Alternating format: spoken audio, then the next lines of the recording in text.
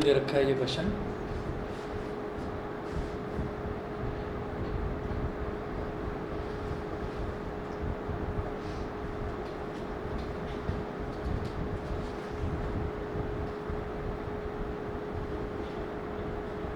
The ages of two friends. The ages of two friends, Ani and Biju, differ by 3 years.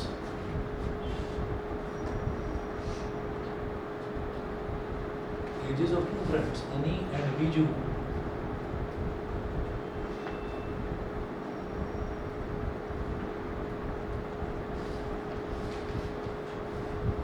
differ by 3 years. Full stop. Ani's father Dharam is twice as old as Ani.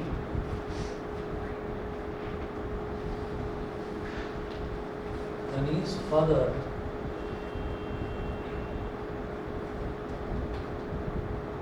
Dharam is twice as old as Ani's father Dharam is twice as old as Ani, and Biju is twice as old as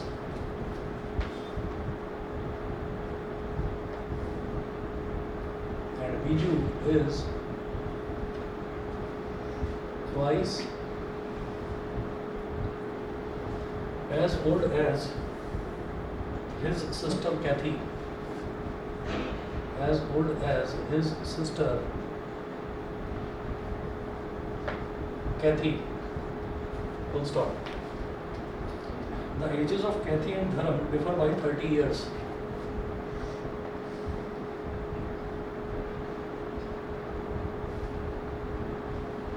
The ages of Kathy and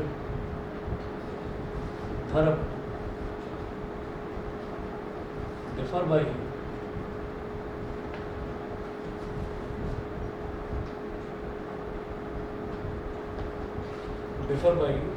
30 years.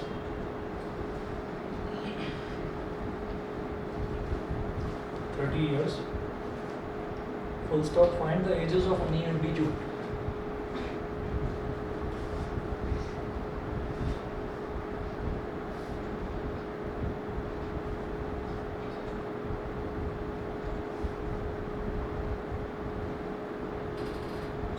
Find the ages of Ani and Biju. इसमें देखिएगा, हमने शायद इस तरीके का एक question पहले भी कर रखा था, और आप यहाँ पर देखें, यहाँ पर दो फ्रेंड्स हैं, एक फ्रेंड है अनी, एक फ्रेंड है बीजू। हमको उन दोनों की एजेस निकालनी है। इन्होंने क्या पूछा, फाइंड द एजेस ऑफ अनी एंड बीजू, कि अनी और बीजू की एज निकालनी है। तो जो निकालना होता है उसी को एक्स और वाई मान लेते हैं, ठीक है। तो हम यहाँ पर कहेंगे कि लेट द एज ऑफ अनी be x years. Let the age of Ani be x years and the age of Biju be y years. ठीक है, इनकी एजेस में जो डिफरेंस है वो 3 साल का डिफरेंस है। तो आप ये कहेंगे एज पर क्वेश्चन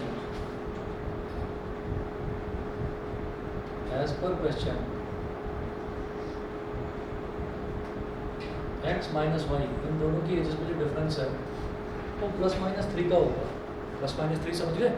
हो सकता है अनी बड़ा हो सकता है बीजू बड़ा हो। अगर अनी उससे बड़ा है, अनी की एज x है, बीजू की एज y है, अगर अनी बीजू से बड़ा है तो अनी की एज में से बीजू की एज को सब्ट्रैक्ट करेंगे, तो बड़ी वैल्यू में से छोटी वैल्यू सब्ट्रैक्ट करेंगे तो रिजल्ट पॉजिटिव आएगा। समझ रहे हैं। अगर 13 - 10, एक 13 साल का बच्चा है, एक 10 साल का बच्चा है, अगर 13 में से 10 को सब्ट्रैक्ट करेंगे तो प्लस का 3 आ जाएगा, और अगर 10 में से 13 को सब्ट्रैक्ट करेंगे तो माइनस का 3 आएगा। तो इससे क्या समझ में आता है, इससे ये समझ में आता है कि भाई हो सकता है दोनों में कोई छोटा बड़ा हो, ये कहा नहीं जा सकता। तो इसलिए x - y = +-3 हमने कर दिया। ये करने के बाद में फिर वो क्या बोलते हैं कि अब कुल मिलाकर देखो दोनों की एज में है तो 3 साल का डिफरेंस, तो ज़्यादा डिफरेंस नहीं है, दोनों आसपास की एज के ही हैं। फिर देखिए, फिर आगे उन्होंने दिया Ani's father Dharam is twice as old as Ani. तो अनी के जो फादर हैं धर्म्स, ये लिखिए लेट धर्म्स एज बी डी, धर्म की एज को डी मान लो, एंड बीजू की सिस्टर है कैथी, कैथीज एज बी सी, ये मान लीजिए। अब डी और सी ये किस तरह से एक्सप्लेन करा इन्होंने ये बोला कि Ani's father Dharam is twice as old as Ani, जो धर्म है धर्म की एज अनी से ट्वाइस है, अनी की ट्वाइस है। तो एज पर क्वेश्चन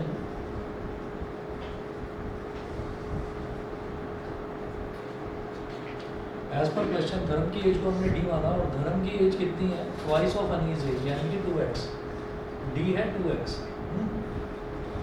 इसको बोला था मैंने इक्वेशन नंबर 1, इसको बोल दीजिए इक्वेशन नंबर 2। उसके बाद उन्होंने बोला कि Biju is twice as old as his sister Cathy, तो बीजू जो है वो अपनी सिस्टर से बड़ा है, ठीक है। कितना बड़ा है, बीजू अपनी सिस्टर की एज का ट्वाइस है। बीजू की एज कितनी है, y is equal to b equal to 2x, तो भाई b इक्वल टू 4c होगा। d is equal to 2x होगा, लिखा है ना कि Ani's father Dharam is twice as old as Ani, तो धर्म की एज को डी माना, तो वो डी कितना है, वो है 2 ऑफ x, अनी का डबल। ये समझ गए? Yes sir. और फिर इन्होंने दे रखा है कि and Biju is twice as old as his sister Cathy, तो बीजू की एज कितनी है, वाई है, तो सिस्टर की एज कैथी की एज कितनी है, सी है, तो वो सी का डबल है, तो Y is equal to 2c हो गया। Y is equal to 2c होने पर मैं यहाँ से कहूँगा कि सी की वैल्यू क्या होगी, वाई अपॉन 2, इसको बोल दीजिए इक्वेशन नंबर 3। सी की वैल्यू वाई अपॉन 2 होगी। बताइए भाई, ऑनलाइन वाले बच्चे सभी को क्लियर है? Yes sir. ठीक है, Arya Vinayak clear? Yes sir clear हूँ। ठीक है।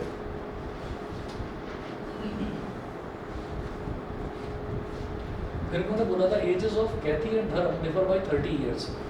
कैथी और धर्म में बड़ा कौन होगा बताएंगे? धर्म बड़ा होगा, क्यों?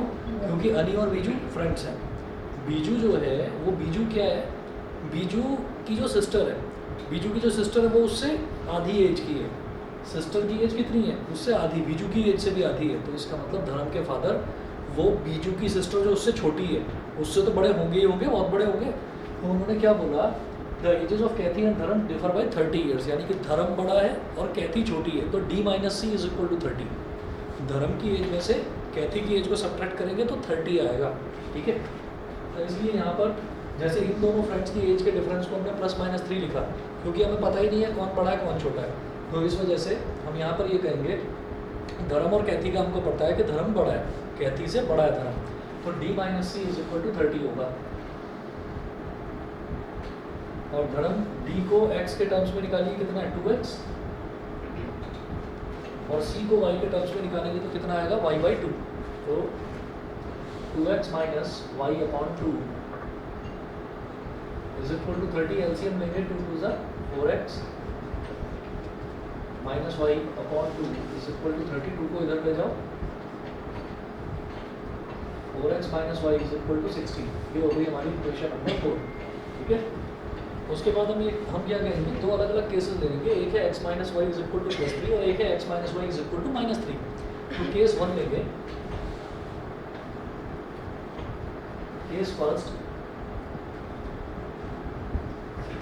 When x minus y is equal to plus का 3,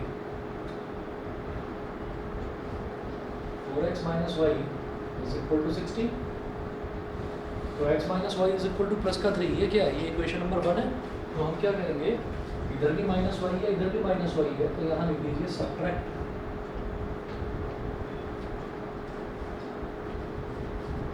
equation 4, subtract equation 4 from equation 1। ये माइनस, ये प्लस, ये minus, minus y plus y cancel out हो गया, x माइनस 4x कितना हो गया, माइनस 3x, और 3 माइनस 60 कितना हो गया, माइनस का 57, माइनस से माइनस कट गया, 3 19 का 57, x is equal to 19 since x minus y is equal to plus 3। मैंने पहली इक्वेशन ली थी x minus y is equal to plus 3, तो x है 19 minus y is equal to 3, तो y कितना हो जाएगा 19 माइनस 3 यानी कि 16। तो केस फर्स्ट के हिसाब से अनी की एज आ गई 19 ईयर्स और बीजू की एज आ गई 16 ईयर्स। इसके बाद केस सेकंड,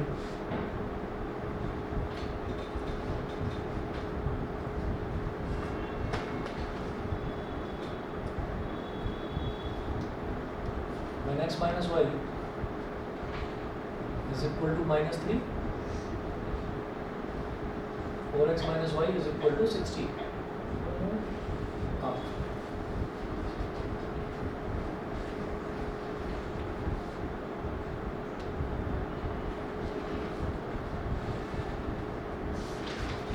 सब्ट्रैक्ट करेंगे तो नीचे वाले का साइन प्लस, इसका minus, minus y plus y cancel, x minus 4x कितना हो गया माइनस का 3x, माइनस 3 माइनस 60 कितना हो गया माइनस का 63, 320 बन जा, तो x की वैल्यू आ गई 21, x की value 21, since x minus y is equal to minus 3, तो 21 minus y is equal to minus 3, तो minus y is equal to minus 21 minus 3, तो minus y is equal to minus का 24, minus से minus cut गया, y is equal to 24। अनी की as हो गई 21 ईयर्स और बीजू की एज हो गई 24 ईयर्स, दोनों ही ठीक है।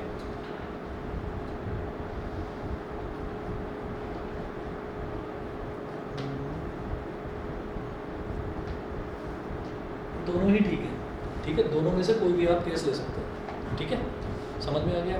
ऑनलाइन वाले बच्चे बताएं सभी को क्लियर है? Yes sir. ठीक है, चलिए Yes, sir. इसके बाद जो है, इसके बाद अगले जो क्वेश्चंस करेंगे लिखिएगा, problems based on time, distance and speed.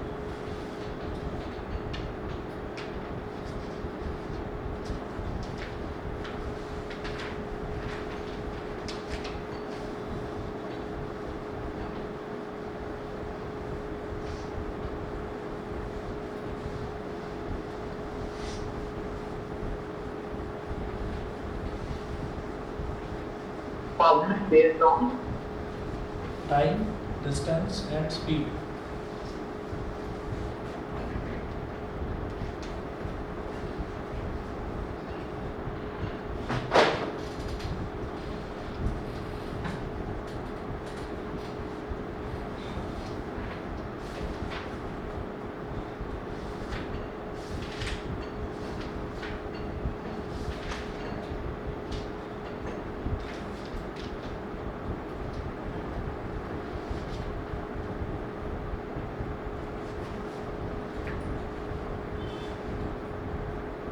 Problems sir based जो ऑन अभी आपने पहले वाला क्वेश्चन किया था तो उसमें जरूरी है कि हम दोनों केस करें अगर एग्जाम में ऐसा क्वेश्चन।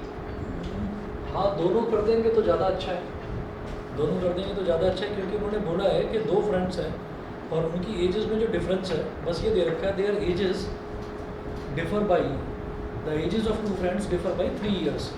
तो इसलिए दोनों केसेस कर लेंगे तो ठीक है, एक भी करेंगे तो गलत वो भी नहीं है, लेकिन दो केस करेंगे तो फिर नंबर कटने के चांसेस है ही नहीं उसमें, ठीक है। Okay sir.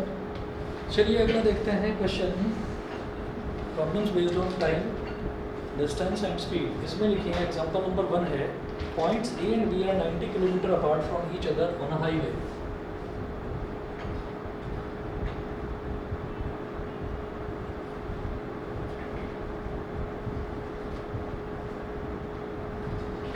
Points A and B are 90 kilometer apart from each other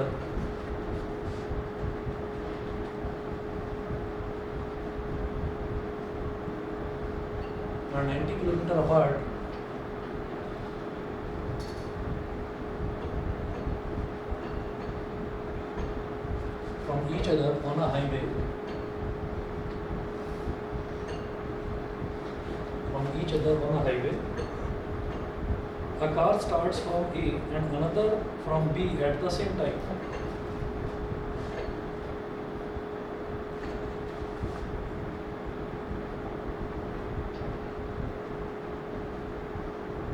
A car starts from A and another from B at the same time.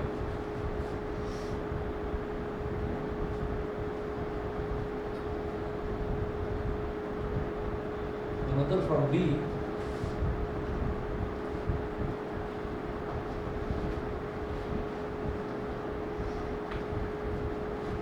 and another from B at the same time, full stop, if they go in the same direction, they meet in 9 hours.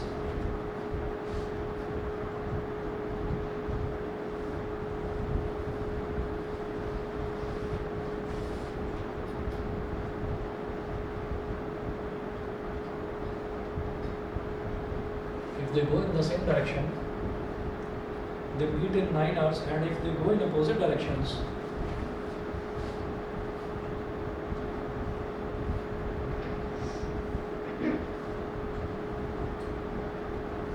they meet in 9 hours, and if they go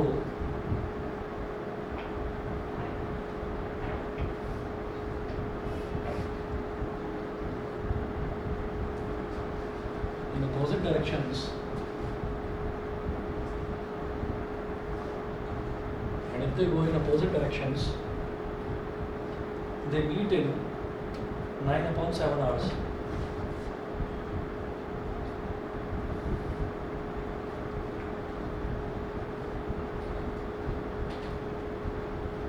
Nine upon 7 hours, full stop. Full stop, find their speeds.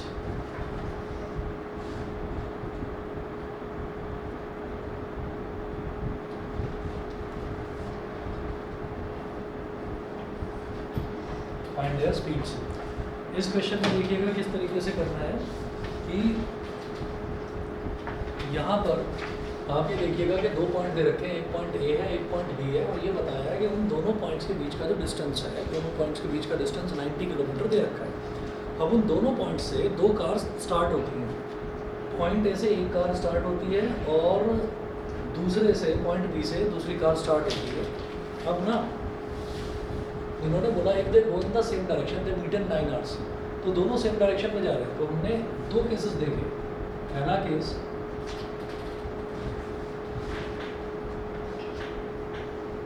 अच्छा case लिखने से पहले सबसे पहले हम ये कहेंगे कि हमसे इन्होंने पूछा क्या है। उन्होंने कहा फाइंड देयर स्पीड्स, तो आप ये कहेंगे let the speed of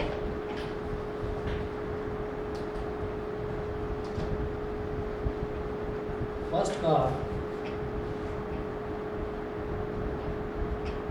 x kilometre per our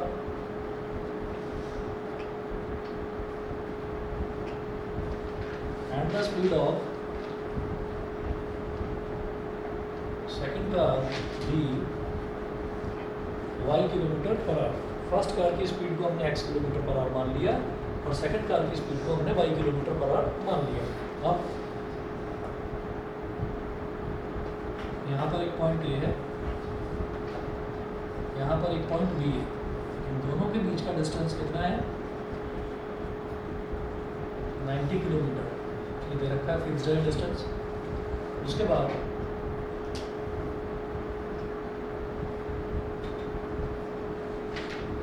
हमने कहा दोनों कार, यहाँ से एक कार स्टार्ट होती है x किलोमीटर पर आवर की स्पीड पर, इस डायरेक्शन में जाती है। यहाँ से दूसरी कार स्टार्ट होती है y किलोमीटर पर आवर की स्पीड पर, वो भी इसी डायरेक्शन में जाती है। दोनों कार, उन्होंने बोला if they go in the same direction they meet in 9 hours, तो दोनों कार 9 घंटे बाद एक दूसरे से मिलती हैं, टकराती हैं, या दोनों तो एक आगे जा रही है एक पीछे से जा रही है, चलते चलते दोनों सेम पॉइंट पर आ जाती हैं। तो दे मीट इन 9 hours। इसका मतलब क्या हुआ? इसका मतलब ये हुआ कि शायद पॉइंट बी पर चलने वाली जो कार थी वो इससे 90 किलोमीटर आगे थी, इससे 90 किलोमीटर आगे थी, ये यहाँ पर थी। तो इसका मतलब ये वाली कार तो कुछ ज़्यादा ही तेज़ चल रही है और ये वाली कार बहुत धीमा चल रही है ना। और एक चीज़ फिक्स है, 9 घंटे बाद दोनों कार मिलती हैं। कहीं पर ये नहीं बताया गया कि कोई कार रास्ते में रुक रही है, ऐसा कोई कार रुकी नहीं है, लगातार चल रही है 9 घंटे से। जब 9 घंटे से लगातार चल रही है, इसका मतलब 9 घंटे ये वाली कार भी चली, धीमी स्पीड पर चली, पर चलती तो रही 9 घंटे तक, और ये वाली कार भी 9 घंटे तक चलती रही। तो दोनों कार के लिए ट्रैवलिंग टाइम 9 hours हो गया। समझ गए? 9 घंटे तक ये वाली पहली कार भी चलती रही, ठीक है, और 9 घंटे तक दूसरी कार भी चलती रही। अब हम ये कहेंगे इस केस में, मैं इधर आगे कर रहा हूँ,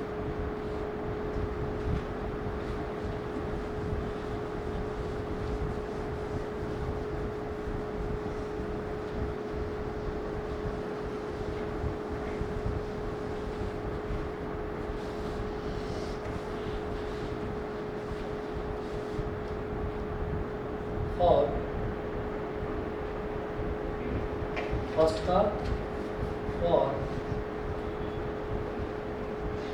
सेकंड कार। फर्स्ट कार के लिए स्पीड कितनी है, x kilometre per our, time कितना है 9 आवर्स, तो डिस्टेंस कितना ट्रैवल करेगी बताइए। हम जानते हैं s equal to Yes. Distance upon time होता है। डिस्टेंस कितना हो जाएगा, स्पीड इनटू टाइम। और डिस्टेंस जो है वो हो जाएगा 9x, ये लिख लो यहाँ पर, स्पीड इनटू टाइम। और डिस्टेंस है कितना, फर्स्ट कार जो है वो कहाँ से कहाँ तक चलेगी, ए से लेकर सी तक, तो ए सी उसका लेंथ हो गया, जो वो लेंथ ट्रैवल कर रही है, तो उसका डिस्टेंस क्या हो गया, ए सी ना x इंटू 9, x इंटू 9, तो ए सी की वैल्यू हो गई बेटा 9x, 9x kilometre. Second car के लिए स्पीड कितनी है, y kilometre per our, time है 9 आवर्स, 9 घंटे तक ये भी चलती है। Distance speed into time. Distance second car के लिए डिस्टेंस कितना है, बी से सी तक, BC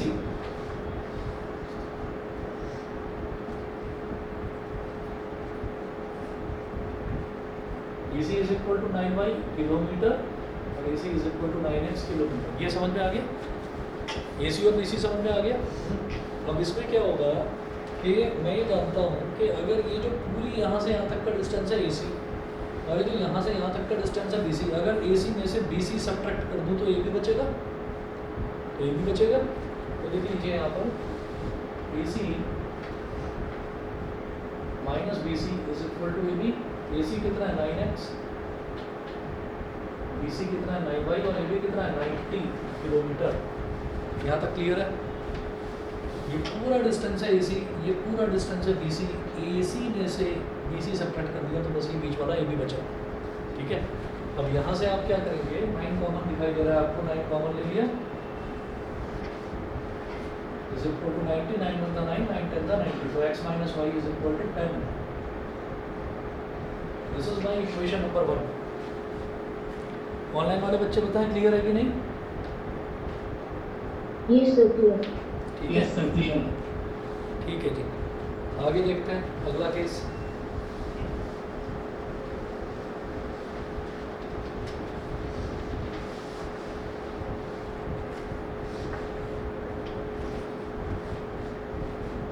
ये हमारा फर्स्ट केस था।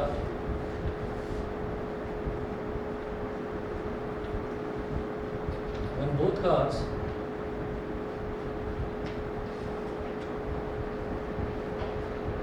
move in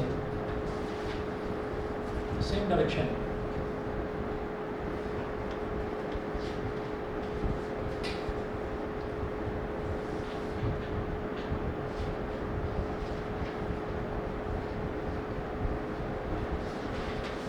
when both cars move in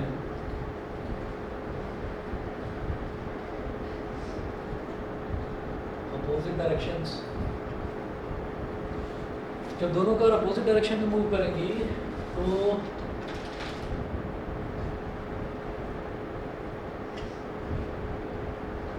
first car यहाँ से चलती है x किलोमीटर पर आवर की स्पीड से और सेकंड कार यहाँ से इधर ना जाकर अब इधर अपोजिट डायरेक्शन में ट्रैवल कर रही है ना दोनों।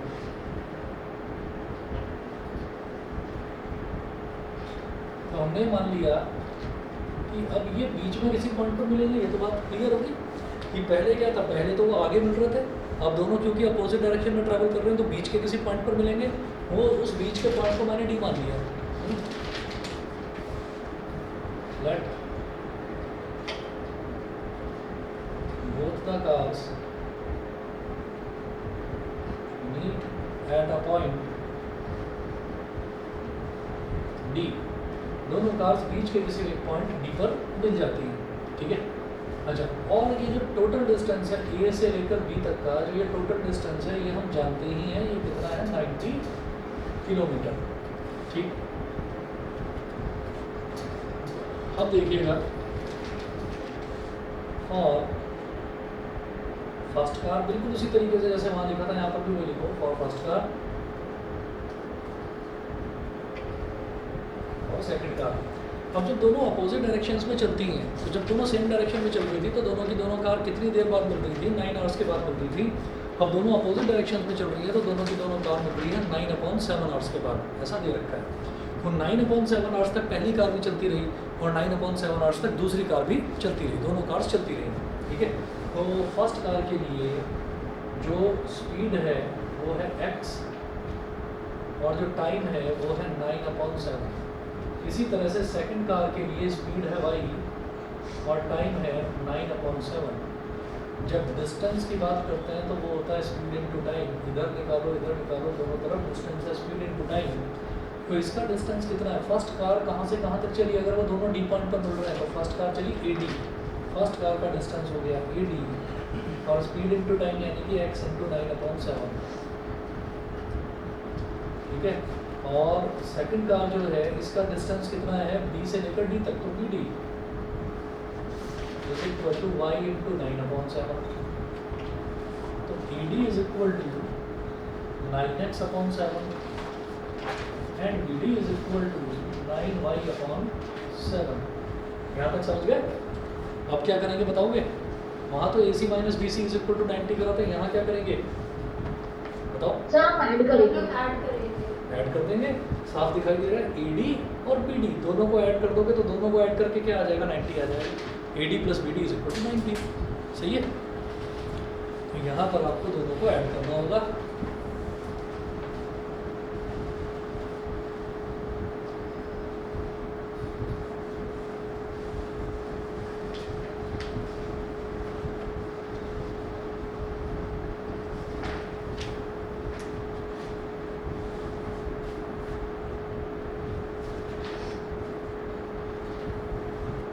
देखिएगा क्लियरली।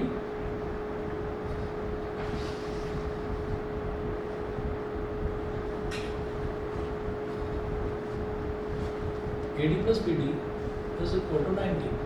अब AD कितना है? 9x/7 और BD कितना है? 9y/7 is equal to 90। 9/7 इधर भी है, 9/7 इधर भी है, 9/7 को लेगा कॉमन, ब्रैकेट में बचा x plus y is equal to 90। 9 1 जा 9, 9 10 जा 90। ये 7 यहाँ डिवाइड में इधर जाकर मल्टीप्लाई में चला जाएगा, तो x plus y is equal to 7 into 10 मतलब 70। Equation number 2। तो इतनी आसान इक्वेशन बनी है, आप ये देखिए। पहला है x minus y is equal to something, दूसरा है x plus y is equal to something. तो साफ दिखाई देता है कि भाई यहाँ पर माइनस वाई है, यहाँ पर प्लस वाई है, दोनों को ऐड कर दो। जब दो टर्म्स बिल्कुल सेम होती हैं और दोनों के साइन डिफरेंट होते हैं तो दोनों को ऐड कर देते हैं। ऐड करने में ही फ़ायदा है। सब्ट्रैक्ट करेंगे तो x से x कैंसिल आउट हो जाएगा, वो भी कोई दिक्कत नहीं है, सब्ट्रैक्ट भी कर सकते हो। तो इधर देंगे हम add equation 1 and 2।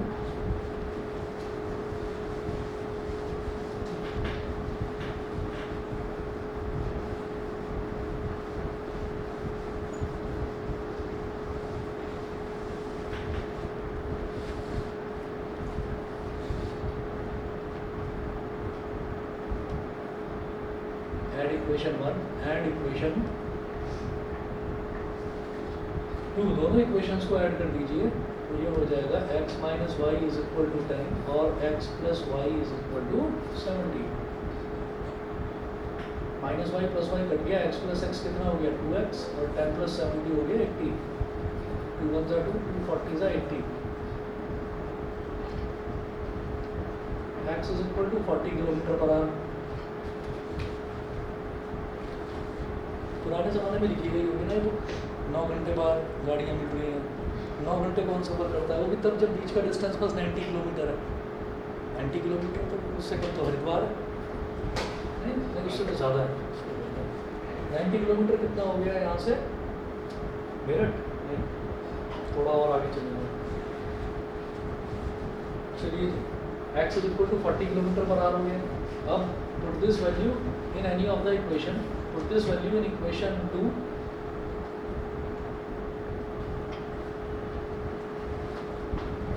in equation 2 तो x plus y is equal to 70। x कितना होता है 40 plus y is equal to 70।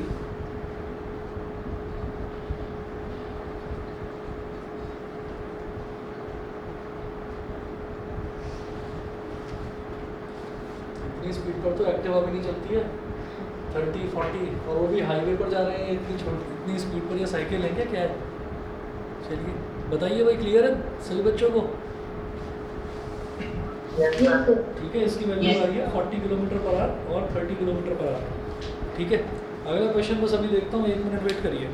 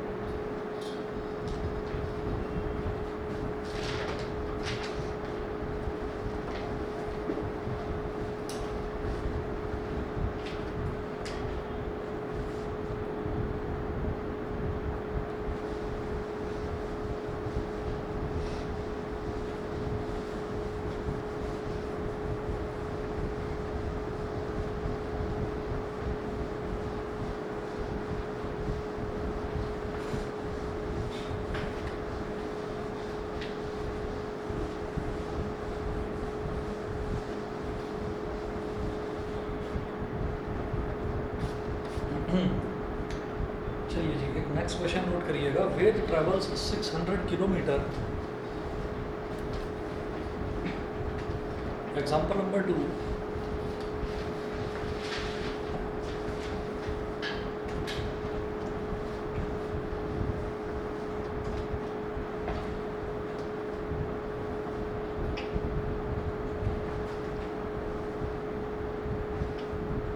Example number 2, Ved travels 600 km to his home partly by train and partly by car.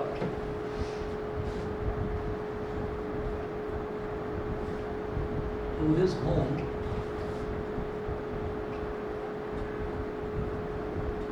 partly by train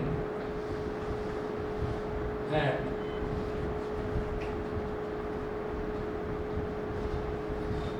partly by train and partly by car. Full stop. He takes 8 hours if he travels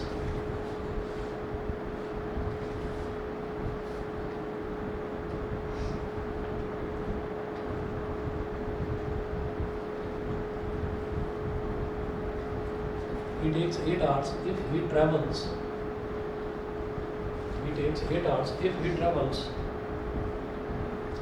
120 kilometer by train and the rest by car. 120 kilometer by train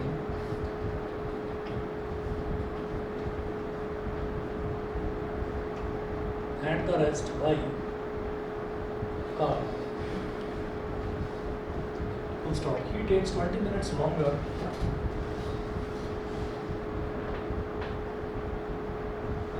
he takes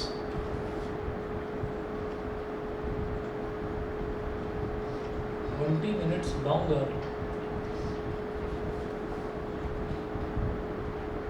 if he travels 200 kilometer by train.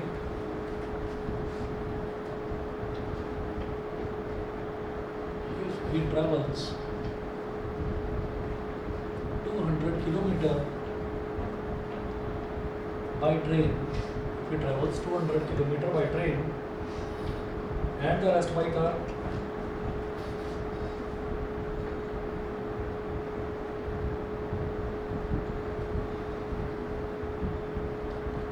and the rest by car, full stop. Find the speed of the train and the car.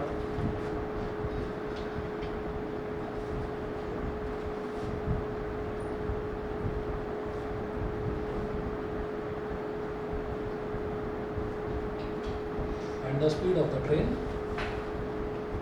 and the speed of the train and the car.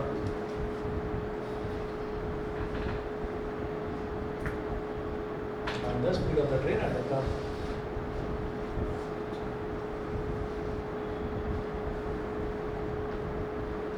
Ved travel 600 kilometre to his home partly by train and partly by car. तो वेद जो है वो अपने घर तक जाता है, उसका घर जो है वो 600 किलोमीटर दूर है. तो वो थोड़ा डिस्टेंस तो ट्रेन से कवर करता है और थोड़ा डिस्टेंस कार से ट्रैवल करता है. Find the speed of the train and the car. तो हम ट्रेन की और कार की स्पीड हमसे पूछी जा रही है, हम उसी को एक्स और वाई मान लेते हैं. तो let the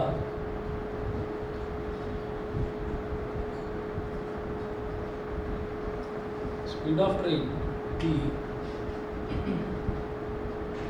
x kilometer per hour and the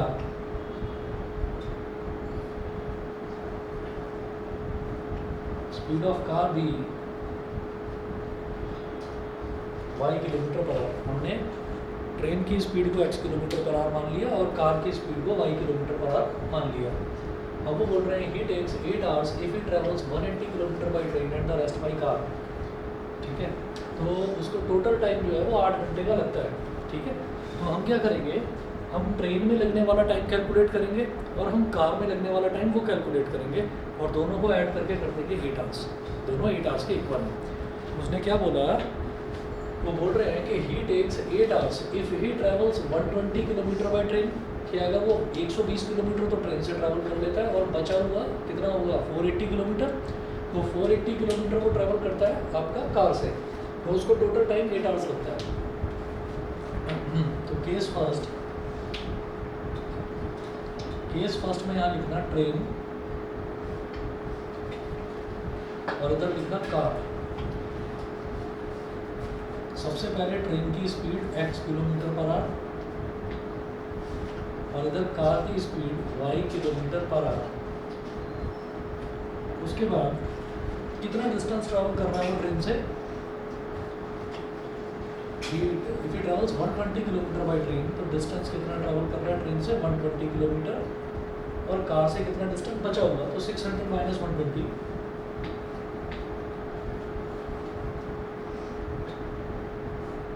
कितना हो गया 480 किलोमीटर. 480 किलोमीटर हो गया. अच्छा, उसके बाद टाइम कितना लगेगा, इधर वाले टाइम को आप t1 बोल दीजिए.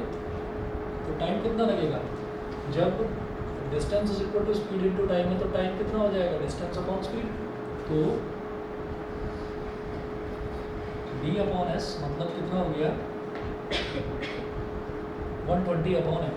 सिमिलरली यहाँ पर देखें आप, इधर t2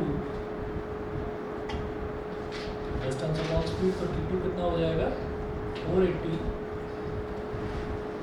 upon y, 120 upon x और 480 अपॉन y. ये हो गया t1 और t2. तो उसको टोटल टाइम इतना टाइम तो उसका कहाँ लग रहा है, ट्रेन में लग रहा है, इतना टाइम लग रहा है, और इतना टाइम उसका कहाँ लग रहा है, कार में लग रहा है. दोनों टाइम्स को ऐड कर दीजिए, टोटल टाइम कितना दे रखा है 8 आवर्स. तो t1 plus t2 is equal to 8.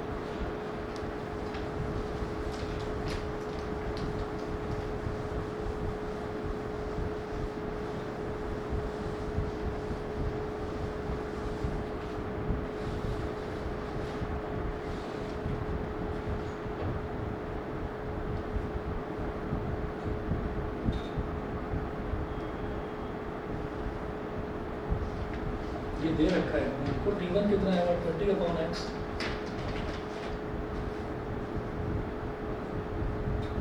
42 है 480 upon y is equal to 8। यहाँ से न्यूमरेटर में से 120 ले लो कॉमन, तो ब्रैकेट में बचेगा 1 अपॉन एक्स प्लस 120, 4 ज़ा 480 होता है, 1 4 ज़ा 48, इस वजह से मैंने देखा 1 upon x plus 4 upon y, ये इज इक्वल टू 8 आ गया। ये जो 120 है इसको इधर ले जाओ, 1 अपॉन एक्स प्लस ये जो 4 अपॉन वाई है इसको लिखो 4 इंटू 1 अपॉन वाई, और 120 इधर मल्टीप्लिकेशन में था, उधर जाकर डिवाइड में चला जाएगा 8 अपॉन 120, 4 2 ज़ा 8, ये बल्कि 8 1 ज़ा 8 और 8 15 ज़ा 120, ये होता है। मैंने 1 अपॉन एक्स और 1 अपॉन वाई इसको थोड़ा सा अलग अलग करके क्यों लिखा है ऐसे, क्योंकि जब भी मैंने बताया था कि जब भी वेरिएबल वाला टर्म आपका डिनोमिनेटर में हो, जैसे एक्स डिनोमिनेटर में है, वाई डिनोमिनेटर में है, तो 1 अपॉन एक्स को मैं एक नया टर्म मान लूँगा m, 1 अपॉन वाई को एक नया टर्म मान लूँगा n, कुछ भी मान सकते हैं, u v मान लो, m n मान लो, p q मान लो, वो आपकी मर्जी है। हमने कहा ये हो जाएगा m plus 4n is equal to 1 upon 15, इसको बोल दीजिए equation number 1, where m is equal to 1 upon x and n is equal to 1 upon y। यहाँ तक क्लियर है भाई? ऑनलाइन वाले बताएं बच्चे। Yes sir. ठीक है, चलिए जी अगला देखते हैं। फिर अगला केस इन्होंने क्या दे रखा है कि he takes 20 minutes longer if he travels 200 kilometer by train and the rest by car।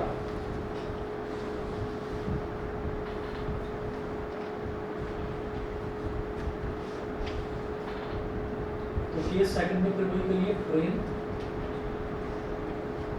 और इधर कार। ट्रेन की speed x kilometre per hour और कार की speed y kilometre per hour. Train की speed x kilometre per hour, car की speed y kilometre per hour. Train कितना distance travel कर रहा है? ट्रेन पे वो कितना डिस्टेंस ट्रैवल कर रहा है? 200 किलोमीटर। और कार में कितना डिस्टेंस ट्रैवल कर रहा है? बचा हुआ डिस्टेंस 600 माइनस 200 मतलब 400 किलोमीटर। ये हो गया। अब इधर बोलिएगा T3 is equal to D upon S, 200 upon x हो गया, और इधर बोलिएगा T4 D अपॉन S, तो ये कितना हो गया 400 अपॉन y। अरे आयुष्मान आज एग्ज़ाम था तुम्हारा? अच्छा कल है, चलो बताना मेरे को वो उसका शेयरिंग वाला ट्रांसफ़र वाला वो पूछ रहे हैं कि नहीं।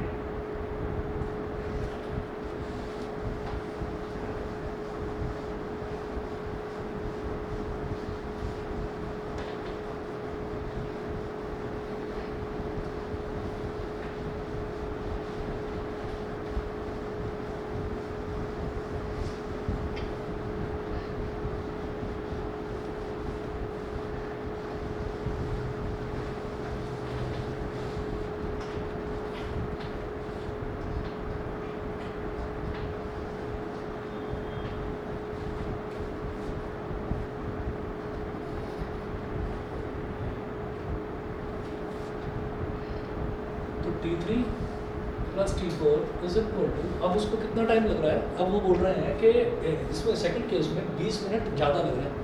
तो पहले 2 घंटे लग रहे थे और 2 hours 20 minutes लग रहे हैं। तो सब कुछ आवर्स में अगर कन्वर्ट करना हो तो क्या लिखेंगे? मैं यहाँ लिख रहा हूँ 2 hours, पहले तो लिख रहा हूँ 2 hours 20 minutes, ठीक है। और T3 की वैल्यू लिखें 200 अपॉन x और T4 की value 400 upon y is equal to 2 plus 20 minutes. 20 minute को अगर आवर्स में कन्वर्ट करना हो तो क्या करेंगे? अगर सिर्फ मिनट को आवर में कन्वर्ट करना हो क्या करेंगे? 60 से डिवाइड कर देंगे। तो 20 मिनट्स है, उसको आवर में कन्वर्ट करना है तो क्या करो? 60 से डिवाइड कर दो, 20 अपॉन 60, 0 से 0 कट गया, 2 1 2 2 3 6, 200 कॉमन ले लिया यहाँ पर। ब्रैकेट में क्या बचा? 1 upon x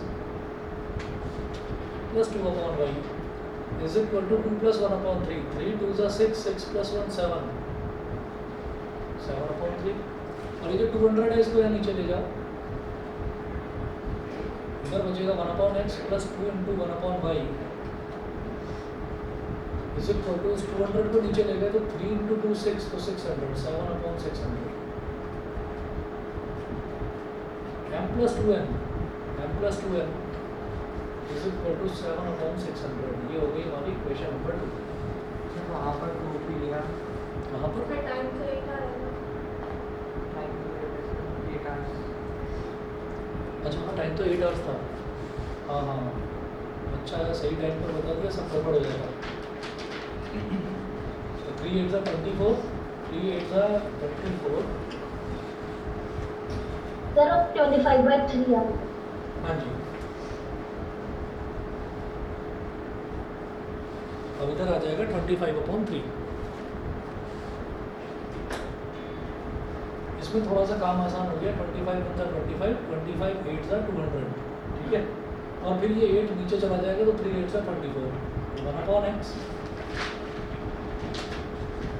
plus 2 into 1/y is equal to 1/24। 1/x क्या है m, 1/y क्या है n, तो m plus 2 is equal to 1/24। ये हो गई इक्वेशन नंबर 2। इक्वेशंस तो देखिए आसान बनी है क्योंकि यहाँ पर m है और यहाँ पर m है। जहाँ जब भी मेरे को दो इक्वेशंस में दो टर्म सेम नज़र आती हैं तो हम ये बोल देते हैं कि अब हमें किसी भी टर्म से मल्टीप्लाई नहीं करना, सीधा सीधा आप इस इक्वेशन में से इस इक्वेशन को सब्ट्रैक्ट कर दीजिए। Subtract equation 2 from 1।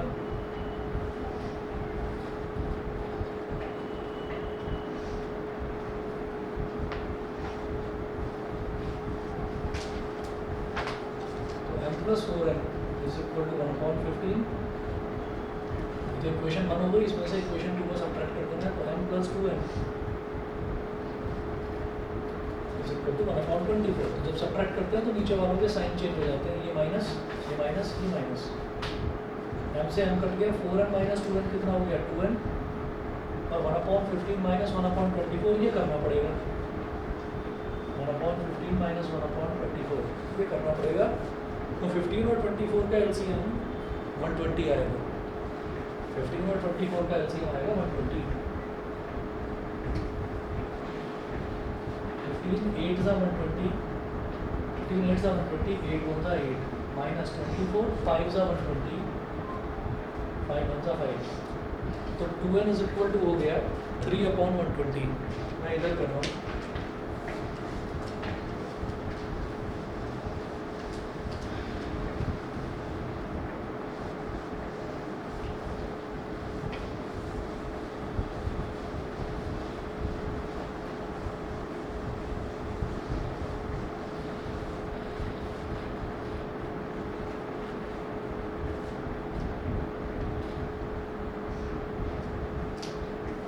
थ्री 1 3 3 4 1/40 हो गया, इसको इधर ले जाओ तो n is equal to 1/80।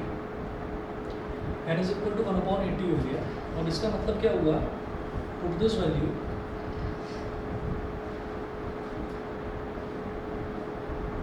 In equation number 1 में डालो या 2 में डालो, वो आपकी मर्जी है, किसी में भी डालकर आपको m की वैल्यू निकालनी है। तो 1 में डाल देता हूँ तो m प्लस 4n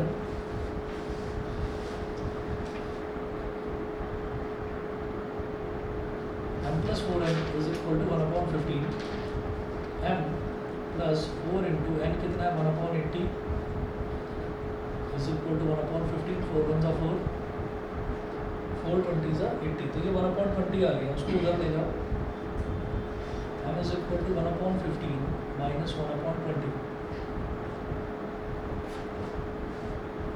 तो m इज इक्वल टू, अब जरा बताइए 15 और 20 का एलसीएम क्या आ जाएगा 60, बिल्कुल ठीक है।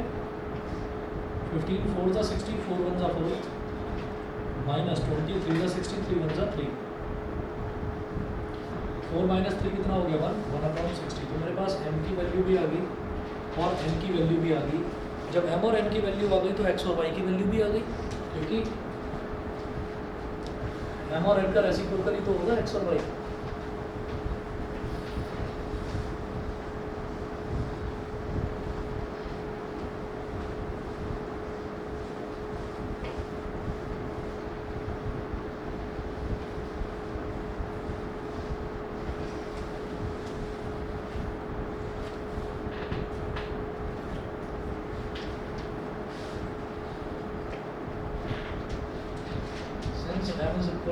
अपॉन एक्स और f की वैल्यू कितनी है 1/60 1/x इज इक्वल टू 1/60 है तो x कितना हो गया 60 किलोमीटर पर आवर। ऐसे ही n इज इक्वल टू 1/80 तो n is equal to 1/y is equal to 1/80 तो y कितना हो गया 80 किलोमीटर पर आवर। x और y दोनों की वैल्यू आ गई हमारे पास। ठीक है, तो ये x हमको पता चल गया कि ट्रेन की स्पीड कितनी थी और कार की स्पीड कितनी थी। तो ट्रेन की स्पीड 60 किलोमीटर पर आवर और कार की स्पीड 80 किलोमीटर पर आवर। बताइए जी, ठीक है? Yes, sir. ठीक है, Yes, चलिए sir. जी। अब मैं 2 मिनट में जरा ये केमिकल इक्वेशन और रिएक्शन आगे कंटिन्यू करता हूँ। ठीक, मुझे बस 2 मिनट का टाइम दीजिए। सर हाँ हमारी जी। क्लास में मेरा साइंस का एग्जाम हो गया। हाँ, कर सकते हो, कोई बात नहीं। Thank you sir. ओके, जो क्लास करना चाहता है वो करे, नहीं तो कोई दिक्कत नहीं है। जिन्होंने नया ज्वाइन करा था वो कर सकते हैं। मैं केमिकल इक्वेशन एंड रिएक्शन में कहाँ तक करवाया था? शायद बैलेंसिंग पूरा नहीं हुआ था। ठीक है, बैलेंसिंग हुआ है। थोड़ा सा रहता है। ठीक है।